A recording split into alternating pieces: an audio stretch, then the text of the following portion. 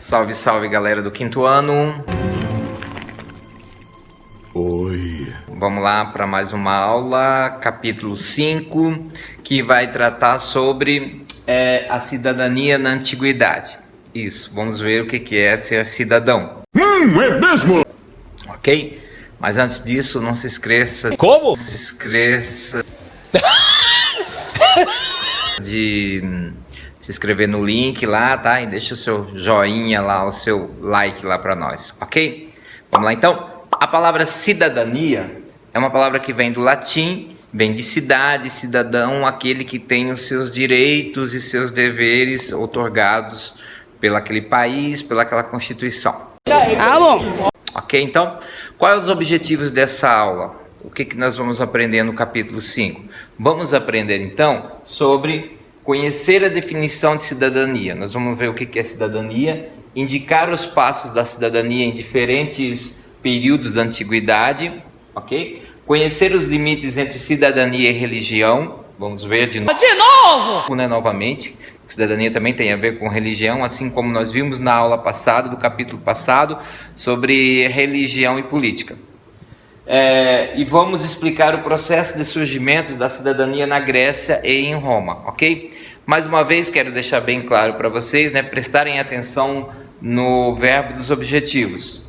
Conhecer, indicar, reconhecer e explicar. Tudo bem. Ok? Vamos lá então, vamos para a nossa primeira, primeiro para o conceito sobre cidadania. Vamos lá então. O que é cidadania? Vamos olhar aqui, né? Vamos ver aqui. Certamente que sim. Nosso primeiro tópico, o que é cidadania? Cidadania é a prática dos direitos e deveres dos indivíduos em uma sociedade. Então, isso é cidadania, seria a prática dos direitos e deveres de cada indivíduo. Tá. Mas a cidadania eu exerço só quando eu vou lá votar, quando eu vou escolher o meu candidato, eu como eleitor? Não! A cidadania, ela pode ser exercida de várias formas, conforme a gente vai ver no decorrer dessa aula, com várias civilizações, vários povos que implantaram a cidadania em seus países. Sim. Tá? Quando exercemos a cidadania? A cidadania é uma conquista permanente. Então, a cidadania não é uma coisa parada, uma coisa, né, que fica ali, conquistei e acabou. Não, ela é uma coisa permanente. Não me diga. Por exemplo, a cidadania é uma coisa permanente, uma conquista permanente, aliás.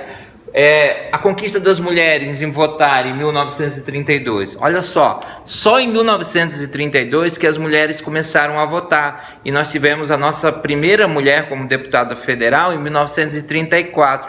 Né? A doutora médica, doutora Carlota, né, Pereira Queiroz. Foi a primeira mulher a se eleger na política. Ok? Como os povos do passado organizavam seus direitos? Então, como os povos do passado organizavam seus direitos? É o que a gente vai ver agora. É mesmo, é? Tá? Vamos ver primeiro o judaísmo. Judaísmo e cidadania, ok? No passado, as sociedades se organizavam politicamente de acordo com suas crenças. Então, os povos se organizavam socialmente, politicamente, de acordo com as suas crenças. Ah, agora eu entendi! Agora eu saquei! Agora todas as peças se encaixaram!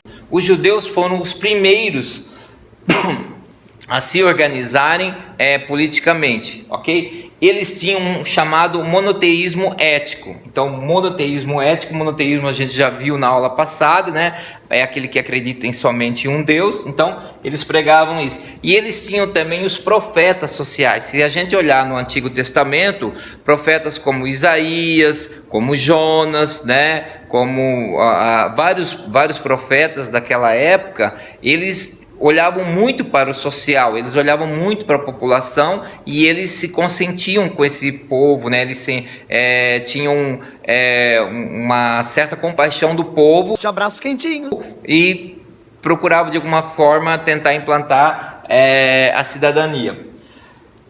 Por que os profetas? Porque havia um descaso com a pobreza, né? E esses profetas criticavam as festas religiosas.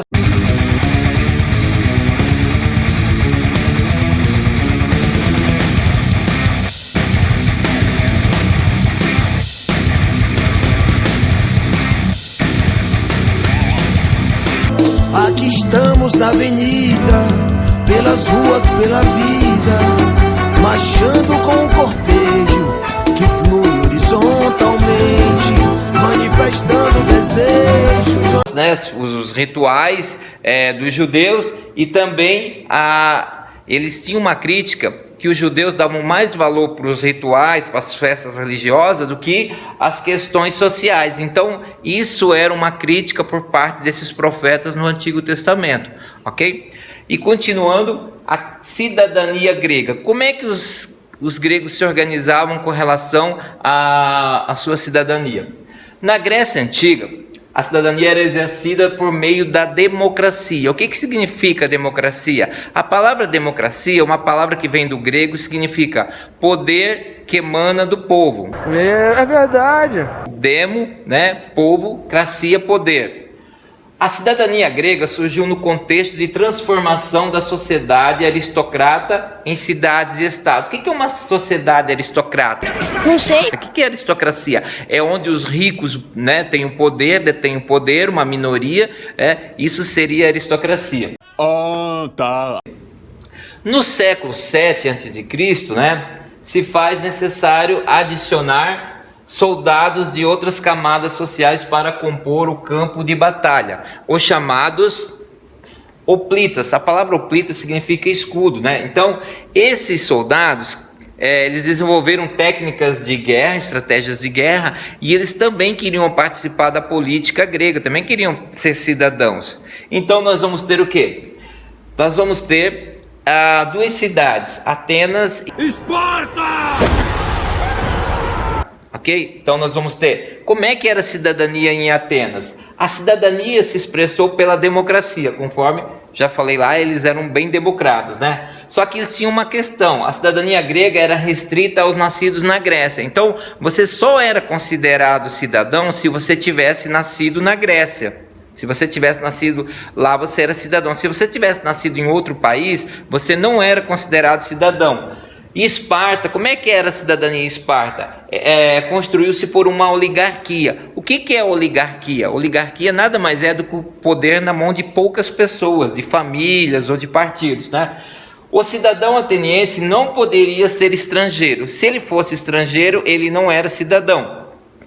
Não poderia ser escravo por dívida ou por guerra, e nem mulher. Pois é. Se hoje as mulheres já lutam, né, pelos seus direitos, né, imagina naquela época, 2.500 anos atrás, ok? Como é que era a cidadania romana? Assim como na Grécia, a cidadania romana surgiu como o fim da sociedade aristocrata. Lembrando, aristocracia, poder na mão, né, dos ricos, dos poderosos. Muito afiado! Isso por volta de 753 a.C. Então, com o fim da sociedade aristocrata, Roma se torna uma república em 509. Então, Roma vai ser, a partir do ano 500 a.C., Roma vai se tornar uma república. O que é república? A palavra república também é uma palavra que vem do grego e significa coisa pública. Tá? E aí, Roma se torna, de um lado nós vamos ter os patrícios e outros plebeus. Os patrícios eram grandes proprietários de terras, os aristocratas. E os plebeus, claro, né, maioria de pobres que não participavam da política, né? Imagina. Pobre é uma coisa triste. Por volta do século V a.C., as coisas vão mudar. Por volta do século V as coisas mudam.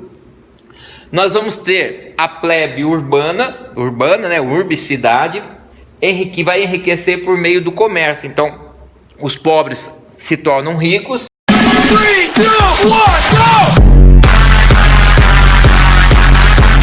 E nós vamos ter a plebe rural, que lutava contra a perda de terras por endividamento e contra a escravidão por dívida. Então, nós vamos ter um movimento por parte das pessoas querendo ter mais direitos, querendo participar da vida pública e da política de Roma. Mediante a essas pressões, né? Então, como nós vamos ter uma mudança, vocês vejam que até eu mudei a cor aqui, né? De vermelho para azul, né? De preto para vermelho, depois para azul. Né? Mediante essas pressões surge a ideia de cidadania. Então, os plebeus, requerendo mais poder, requerendo mais participação da vida política, e vai surgir então a cidadania. E a República Romana passou a conceder direitos de cidadania. Então, graças à pressão popular, graças à pressão aqueles menos favorecidos, aqueles que eram menos assistidos pelo governo, né? Então, a cidadania é fruto de uma conquista. Ok? E para encerrar agora, vamos ver a cidadania romana. Errou feio, errou rude. Como é que eles também se organizaram? A cidadania cristã, ou cristianismo, né? Como é que eles se organizaram? Vamos lá para o último tópico, então. Cristianismo e cidadania. Aqui, dá para ver aí, né? Dá para ver, né? Beleza. Cristianismo e cidadania é o nosso último tópico do capítulo 5.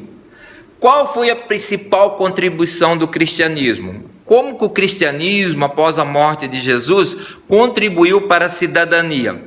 Foi através dos mártires, daqueles que morreram, que deixaram o seu legado? É claro. Não podemos, menosprezar esse legado. Mas foi a ideia de solidariedade. Isso, a ideia de solidariedade. Certamente que sim. Então, após a morte de Jesus, as primeiras comunidades cristãs foram procuradas por pobres e escravos. Então, quando Jesus morre, no ano 33 da nossa era, eu já falei numa aula anterior, num vídeo anterior, quando eu falei sobre cristianismo, que no primeiro século, nos primeiros 100 anos após a morte de Jesus, já havia mais de 20 religiões que se diziam cristãs. Eu tô passada, chocada. Ok? Então, essas pessoas, essas comunidades cristãs são procuradas e aí começa o trabalho de solidariedade, né? É isso mesmo, essa palavra. E começam a ajudar então. Essas comunidades criaram recursos para acolher material e espiritualmente aqueles que tinham sido abandonados pela política romana. Novidade, né? Hoje também os menos favorecidos, os mais pobres também são abandonados pela política, pelos políticos, pela camada mais nobre da nossa sociedade, né? Que não olham para a população mais carente, a população que mais precisa, ok? Então, assim, os cristãos foram procurados, por pobres e escravos, porque a escravidão naquela época, a escravidão servia de uma ocupação. Então, os ricos achavam que estavam fazendo um favor para os pobres, para os escravos, colocando eles para trabalhar. Que se achava que se eles estivessem trabalhando, eles não iam se envolver com crime, com outras coisas que não tivesse, com algum delito ou alguma coisa que não viesse de encontro, com aquilo que era moral para eles na época. Então, para encerrar, quero deixar o cristianismo, e cidadania, para que vocês tenham uma ideia. Espero que tenha ajudado, no conceito sobre cidadania. Mais ou menos. É claro que é uma coisa mais ampla, mas não é num vídeo de 9, 10 minutos, que a gente vai conseguir aprofundar todo esse tema que é muito importante e, como eu falei, ele é uma conquista e nós ainda estamos em busca dessa construção, dessa conquista, que ela sempre tem que avançar. Ela não é uma coisa parada, não é uma coisa que... A cidadania não é uma coisa que ela Alzheimer instala, em geral, em pessoas mais velhas. Fica parada...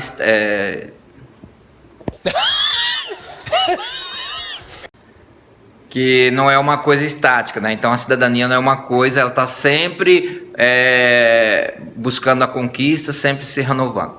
Ok, pessoal? Então, até a próxima aula, né? E espero vocês. Um abraço, até mais. Tchau, tchau.